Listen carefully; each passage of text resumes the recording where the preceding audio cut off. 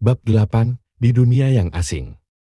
Rangga masih berdiri, mematung di tepi sungai, memandangi wajah asing yang terpantul di air. Sekuat tenaga, ia mencoba memahami apa yang baru saja terjadi. Tangannya, yang terasa lebih besar dan kasar dari biasanya, gemetar saat ia mencelupkannya ke air. Segalanya terasa nyata. Ini bukan mimpi, bisiknya. Suaranya terdengar lebih serak dari yang ia kenal. Ia mencoba mengingat kejadian terakhir di laboratorium, temporal resonator, pusaran cahaya, dan tarikan yang tak bisa ia lawan. Namun, semua itu hanya menjelaskan bagaimana ia sampai di sini, bukan kenapa ia berada di tubuh orang lain.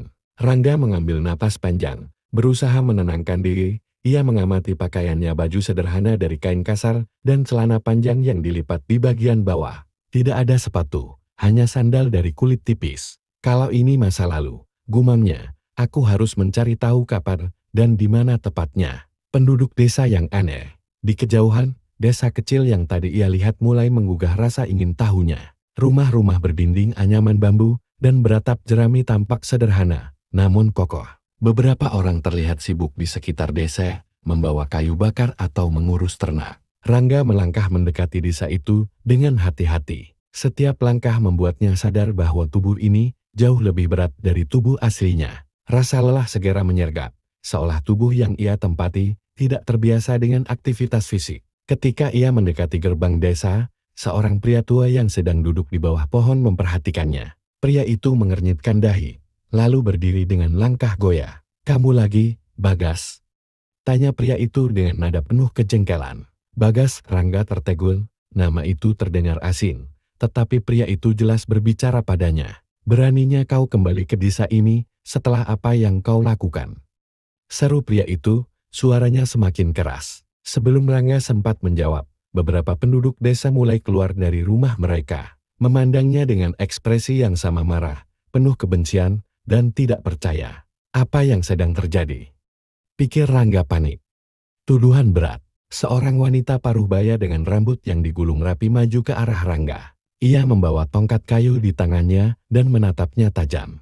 "Bagas, kau pikir kami sudah lupa?" katanya dingin. "Uang judi yang kau curi dari PT milik lumbung desa. Apa kau pikir kau bisa kembali tanpa menerima hukuman? Uang judi."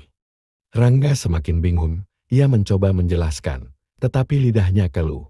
Aku tidak tahu apa yang kalian bicarakan," ucap Rangga akhirnya. Suaranya terdengar lemah. "Kau tidak tahu?" Wanita itu mendekat, memukul tanah dengan tongkatnya. "Kau menghilang selama berminggu-minggu, meninggalkan utang dan masalah, dan sekarang kau berpura-pura tidak tahu?" Rangga mulai menyadari bahwa tubuh yang ia tempati adalah tubuh seseorang yang dikenal sebagai Bagas, seorang penjudi dan pencuri yang tampaknya memiliki reputasi buruk di desa ini. "Aku harus menemukan cara untuk keluar dari situasi ini," pikir Rangga sambil mencoba tetap tenang. Bertemu dengan orang yang peduli. Ketika kerumunan mulai mendekat, seorang wanita muda tiba-tiba muncul dari salah satu rumah. Ia mengenakan kain sederhana, tetapi kecantikannya sulit disangkal. Rambut panjangnya terurai, dan matanya yang tajam memancarkan kepribadian yang kuat. "Cukup," serunya dengan suara tegas. Kerumunan berhenti, wanita itu berjalan mendekat, berdiri di antara Rangga dan penduduk desa yang marah. "Kalian sudah cukup menghukumnya," katanya. "Bagas memang melakukan kesalahan, tetapi dia sudah menderita cukup lama. Beri dia kesempatan untuk memperbaiki semuanya." Rangga menatap wanita itu, merasa terpesona oleh keberaniannya. Namun, ia juga merasa bingung. Wanita ini tampaknya mengenal Bagas dengan baik, tetapi ia tidak tahu siapa dia. "Kau, ikut aku," ucap wanita itu sambil menarik lengan Rangga. Rahasia di balik wajah baru. Wanita itu membawanya ke sebuah rumah kecil di tepi desa. Setelah memastikan bahwa tidak ada yang mengikuti mereka, ia mempersilahkan Rangga duduk di kursi kayu. "Bagas, kau benar-benar sudah gila, dia?"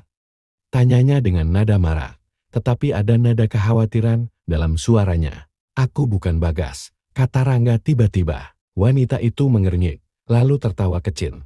"Apalagi alasanmu kali ini? Sudah cukup kau membuat masalah." "Aku serius," jawab Rangga dengan suara lebih tegas. "Aku bukan Bagas. Aku tidak tahu siapa kau, atau apa yang terjadi. Aku terjebak di tubuh ini." Ekspresi wanita itu berubah. Ia memandang Rangga dengan tatapan aneh, seolah mencoba memahami apakah Rangga berkata jujur atau hanya berbohong. Kalau begitu, katanya pelan, kau harus membuktikan ucapanmu. Langkah awal di dunia baru. Rangga menyadari bahwa untuk bisa bertahan, ia harus memenangkan kepercayaan wanita itu. Di sisi lain, ia juga harus mencari cara untuk memahami bagaimana ia bisa kembali ke tubuh dan waktu asalnya. Namun, untuk saat ini, ia tidak punya pilihan selain bermain sesuai aturan di dunia yang baru ini. Sebuah dunia di mana ia adalah Bagas, seorang penjudi bermasalah yang punya utang dan musuh di mana-mana. Di tengah kekacauan ini, satu hal yang Rangga tahu pasti, perjalanan ini baru saja dimulai.